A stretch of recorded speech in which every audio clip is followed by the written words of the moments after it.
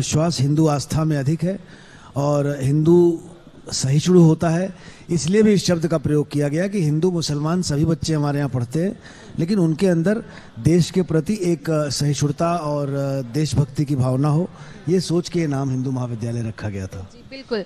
और आपके यहाँ जितने भी बच्चे यकीनन पढ़ते होंगे उनके लिए एक बेहतर शिक्षा का आप जो है उनको एक मंच देते हैं अपने विद्यालय में, बच्चों को शिक्षित करने के लिए हर एक उनकी शिक्षा से जुड़े तमाम बातों को उन तक पहुँचाते होंगे जो उनके लिए बेहद ज़रूरी है। आज के भविष्य में बच्चों की शिक्षा में जो बदलाव हो रहे हैं उस पर भी यकीनन आप काम करते होंगे। आयुष्मान सिंह जी, अब आपसे सवाल ये है कि आज के दौर में जहाँ पर बच्चे शिक्षा से जुड़ते हैं, जब शिक्षित होने के लिए विद्यालय पहुँचते हैं तो सिर्फ किताबी कीड़ा नहीं बनते हैं, उनके लिए हम बहुत से अलग से एक्टिविटीज़ जो हैं वो भी स्कूलों में करवाते हैं और वो एक्टिविटीज़ जो है वो उनके सर्वांगीण विकास के लिए बहुत ज़रूरी होती है।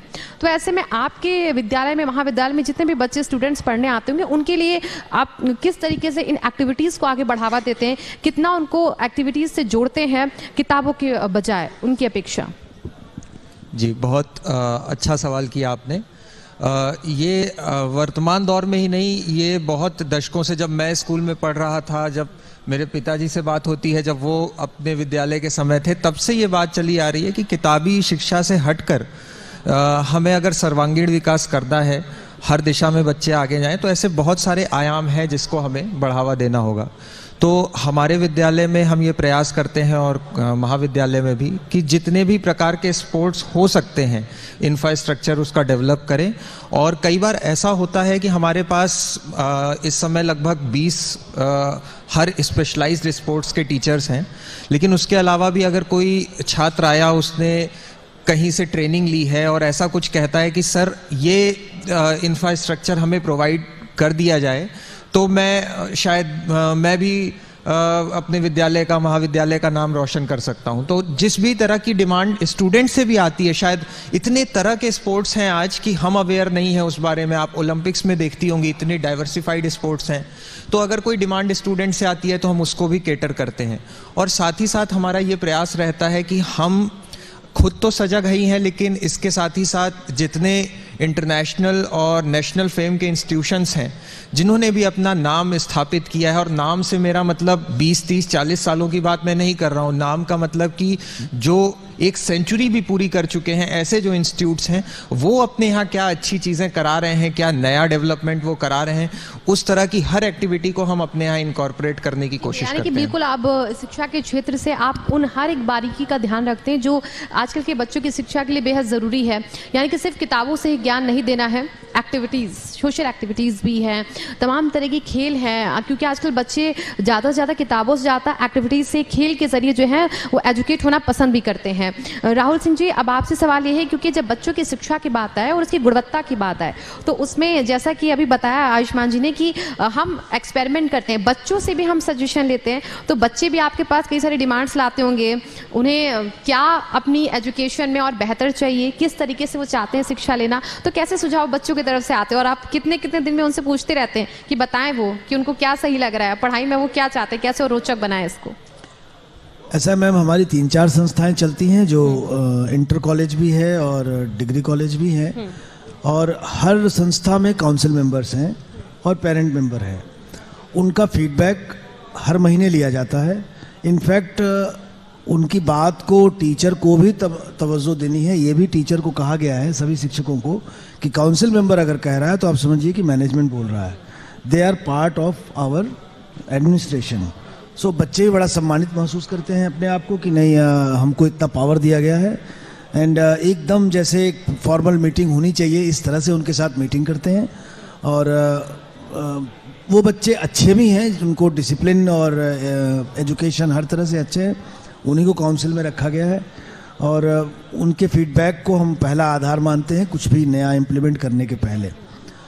और एक बात मैं ज़रूर कहूँगा अपनी तरफ से कि हमारे यहाँ करीब 10,000 विद्यार्थी पढ़ते हैं, और मेरा प्रयास ये रहता है कि हर बच्चे के मन में देश सर्वप्रथम ये भाव भर दें, और यही हमारा मिशन है। सबसे निचले पायदान पे जो विद्यार्थी हैं, अगर उनके साथ कोई भी तकलीफ़ होती है, उनके परिवार को कोई परेशानी होती है, तो इसका पता मैं खुद बोलूं ये अच्छा नहीं लगता, अगर आपके इंडिया टीवी की तरफ से पड़ताल की जाए और उसको मंच पे प्रस्तुत किया जाए और मुझे बुलाया जाए, तब मुझे ज़्यादा सम्मानित महसूस करूंगा मैं। आप पड़ताल की बात करें, लेकिन आप जिस तरीके से अपनी बातों को रख रहे हैं और शिक्षा से जुड़े क्षेत्र में जो आप काम कर रहे हैं, ऐसे में देखिए बच्चों के लिए शिक्षा बोझिल ना हो, बस्तों में किताबें ही सिर्फ भरी ना हो, क्योंकि कंधों पर बोझ ना बढ़े, इसका भी हमें ध्यान रखना होता है। हम देखते हैं पिछले जब कुछ सालों पहले हम जाएं तो इतनी किताबें नहीं हुआ करती थी। आजकल किताबों का इतना बोझ हो गया है बच्चों के कंधों पर, उनके बैग में, कि वो इसे एक बोझ की तरह जब स्कूल जाते लगता है कि अरे कितनी किताबें, कितना हेक्टिक हो रहा है। तो इस हेक्टिक माहौल को भी कैसे आप लोग लाइट बनाते हैं बच्चों के लिए? हाँ, ये बात सही है कि किताबों का बोझ बढ़ रहा है, और देखिए इसके पीछे शिक्षा का जो व्यवसायीकरण हुआ है वो जिम्मेदार है। क्योंकि अगर हमको एक चीज़ बेचने से 10 रुपये मिलती है तो हम कोशिश करेंगे 10 चीज़ बेचें तो हमें 100 रुपये मिल जाएगा। हर बिजनेसमैन ऐसा सोचेगा, लेकिन हमारी संस्था कुछ अलग है। आप इसीलिए मैं कह रहा हूं कि पड़ताल जब आप करेंगे, स्वच्छ पड़ताल और ईमानदारी से आपकी टीम जांच करे और पूरे वाराणसी नहीं पूर्वांचल में पता लगाएगी, तो आपको खुद पता लग जाएगा कि 45 साल पुरानी संस्था होते हुए भी कैसे हमारे अभिभावकों का जुड़ाव हमारे साथ है। और दूसरी या तीसरी पीढ़ी पढ़ने आ रही है। देश का इस समय पूरे ग्लोब पे एक आध नाइजीरिया, सोमालिया छोड़ के और कोई ऐसा देश नहीं जहां हमारे बच्चे नहीं पहुंच चुके हैं। अगर मैं लखनऊ में ऐलान कर दूं कि मैं लखनऊ में हूं, तो यहाँ कम से कम 1000 विद्यार्थी आ जाएंगे अभी, जो हमारे विद्यालय से निकल के, अभी 2 मिल चुके मुझे यहाँ पर, जो विद्यालय से निकल के बहुत अच्छी जगह पहुँच गए हैं। तो मेरा मतलब यह है कि उनके अंदर ये भाव हमने भरा है कि वी आर ए फैमिली। जी बिल्कुल, उनके सुख और दुख में खड़े रहे हैं साथ साथ। और हमारा टू सर्व ह्यूमैनिटी हमारा टैगलाइन है। हाँ। और कनेक्ट हमारा वंदे मातरम है। ठीक है, तो यानी कि राष्ट्र हित की भावना को भी आप बच्चों के अंदर भरते हैं, और इस भावना के साथ तो उनके शिक्षा के साथ साथ उनका विकास होता है। अब समाज की भी शिक्षा बच्चों को देना देखिए बहुत जरूरी होता है आयुष्मान जी, क्योंकि किताबों से तो हम किताबी ज्ञान पा लेते हैं, लेकिन समाज में अगर एक बच्चे को जाना है, बड़े होकर उसे समाज में से रहना है, एक अपना मुकाम हासिल करना है, तो समाज में क्या उसको चाहिए, अपना योगदान कैसे देना चाहिए, अपने व्यक्तित्व को कैसे निखारना चाहिए, समाज की भी शिक्षा, रहन सहन की शिक्षा, एक आपका व्यवहार कैसा होना चाहिए, तमाम शिक्षाओं को भी आप उनको देते होंगे। क्योंकि आजकल के बच्चे हम देखते हैं अमूमन चीज़ों को भूलते जा रहे हैं, हमारे कल्चर को भूलते जा रहे हैं, तो कल्चर भी उनसे जुड़े, इसके लिए कैसे आप कोशिश करते हैं? जी, जितने भी सोशल पैरामीटर्स हैं, हम कोशिश करते हैं कि वो लाइफ से जिस भी आयामों पे इंटरेक्ट कर रहे हैं, वो सारी चीज़ें हम उनको कहीं ना कहीं प्रोवाइड कराएं। जैसे एक छोटा सा उदाहरण है कि आजकल जेंडर सेंसिटाइजेशन बहुत ज़रूरी हो गया है, खासकर हमारा कोएड एजुकेशनल इंस्टीट्यूशंस हैं सभी जितने भी हैं, तो उसमें और ज़्यादा ज़रूरत होती है। तो हम जेंडर सेंसिटाइजेशन के बारे में इस तरह के गोष्ठियाँ कराना, सेमिनार्स कराना, बच्चों को अवेयर करना। अगर एक और उदाहरण है कि अभी इलेक्शन यूपी विधानसभा जब कंडक्ट हुआ, तो हमने जो इलेक्शन कमीशन का मैंडेट है उसको पूरा पढ़ा, और हमारे बच्चे गांव-गांव गए, सिर्फ वोटर अवेयरनेस कैंपेन नहीं चलाई उन्होंने कि आप वोटिंग परसेंटेज बढ़ाइए और हमें इस लक्ष्य को प्राप्त करना है, ये तो किया ही, इसके साथ ही साथ उन्होंने मॉडल्स बनाए और तरह तरह के पोस्टर डिज़ाइन किए, नुक्कड़ नाटक, लोकगीतों के माध्यम से वो गांव में गए और सबको शिक्षित किया कि आप अपना वोटर कार्ड कैसे बनवाएं, वोट डालने जाइए, कोई दबाव बना रहा है तो उसके ऊपर क्या करिए। तो इस तरह से तमाम जो भी लाइफ स्किल्स हैं और सोशल स्किल्स हैं, हम उन सब पैरामीटर्स पे उनको एजुकेट करने की कोशिश करते हैं। ठीक है, और ये भी हमारे राष्ट्र नीति का एक हिस्सा ही है कि उनको एक जिम्मेदार वोटर बनाए। बिल्कुल, बहुत जरूरी है, बहुत जरूरी है जाना कि उनका एक वोट कितना अहम है राष्ट्र हित के लिए और देश के लिए भी। लेकिन देखिए राहुल जी, एक चीज़ का और हम जिक्र करेंगे, क्योंकि शिक्षा जो है वो बोझिल ना हो, किताबी कीड़े बच्चे ना बने, तो ऐसे में आप अभी जो हमारे समाज की जो शिक्षा है, हमारे देश में जो शिक्षा बच्चों को दी जा रही, जो नई शिक्षा नीति की हम बात करते हैं, आपको क्या लगता है इसमें अभी कितने चेंजेस और होने चाहिए, या जो नई शिक्षा नीति है वो कितनी प्रभावी हो सकती है बच्चों के लिए, उनके भविष्य के लिए? देखिए, नई शिक्षा नीति, इसको नया नाम दिया गया है नई शिक्षा नीति, इस पे 1984 से काम चल रहा था और अभी ये लागू हुई है हमारे देश में। लेकिन हमारे देश की जो शिक्षण प्रणाली थी, भारतवर्ष की, भारत भूमि की, ये आदिकाल से यही रही है जो अब इम्प्लीमेंट होने जा रही है। अंग्रेजी शासन काल में इसको जरूर मैकाले की शिक्षा नीति आई और इसको रोजगार परक बनाने के चक्कर में और विद्यार्थियों को ज्ञानी न बना करके प्रोडक्ट बना दिया गया। वी आर अगेंस्ट दिस, हम लोग हमेशा इसके खिलाफ रहे हैं। अंग्रेजी जानो, अंग्रेजियत मत जानो, अंग्रेजी सीखो जितनी हो सकती है। You must know every language, 10 language जानिए, भारत की भाषाएं जानिए, लेकिन आप उसके चक्कर में नकल करने में शक्ल बिगड़ जाती है। और वो बच्चे जो है वो कहीं कंफ्यूज से घूमते हैं, उनको लगता है कि मैंने ये डिग्री हासिल की है तो मुझे इतना मिलना चाहिए, प्रोडक्ट बन के निकल गए और जो उनका बॉस बटन दबा रहा है उसी हिसाब से चल रहे हैं, just like we use computer.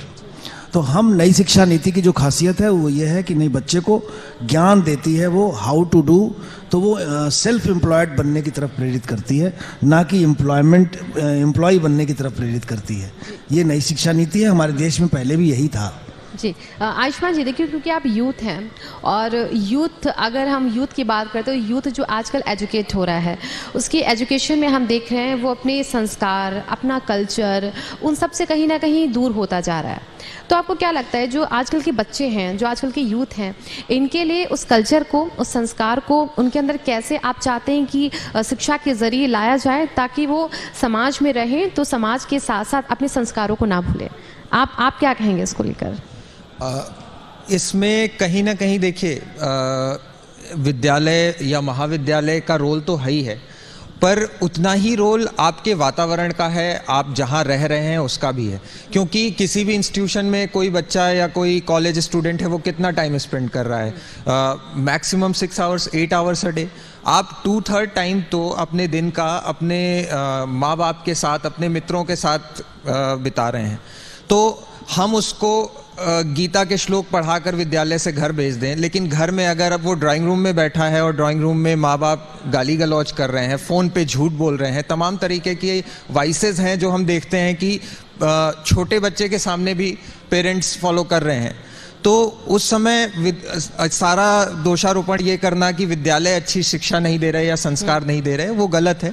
तो हमें विद्यालयों का तो रोल है, लेकिन हम तो आपका महाविद्यालय भी इसकी तरफ अग्रसर रहता है, लगातार बच्चों को उनके संस्कारों के साथ उसे जोड़ता रहता है? बिल्कुल जोड़ते हैं। और अगर जैसा कि पिताजी कह रहे थे, अगर आप इंक्वायरी करेंगी तो आपको पता चलेगा कि हमारे यहाँ जो प्रेयर होती है सुबह, वह भी गीता के श्लोक से होती है, त्वमादिदेवः पुरुषः पुराणः, जिसमें अर्जुन श्री कृष्ण से प्रार्थना कर रहे हैं। तो पिछले 4 से अधिक दशकों से इसी प्रार्थना को करते हुए बच्चे बिल्कुल देखिए, बहुत अच्छी बात का आपने जिक्र किया कि श्री कृष्ण जी की प्रार्थना और प्रार्थना के साथ आगे उनकी दिन भर जो पढ़ाई होती है वो आप शुरू करते हैं। आप दोनों का बहुत बहुत शुक्रिया हमारे साथ इस मंच पर जुड़ने के लिए। और देखिए, ये स्वामी अतुलानंद हिंदू महाविद्यालय के दोनों डायरेक्टर हैं, राहुल सिंह जी और आयुष्मान सिंह जी, जो कि लगातार शिक्षा के क्षेत्र में अपने महाविद्यालय के जरिए बच्चों को शिक्षित करते रहे और शिक्षा के क्षेत्र में उन्हें आगे बढ़ाते रहते हैं। बहुत बहुत शुक्रिया सर। बहुत धन्यवाद। मैं इंडिया न्यूज़ का भी धन्यवाद करता हूँ, इन्होंने इतना सुंदर मंच मुझे प्रोवाइड किया।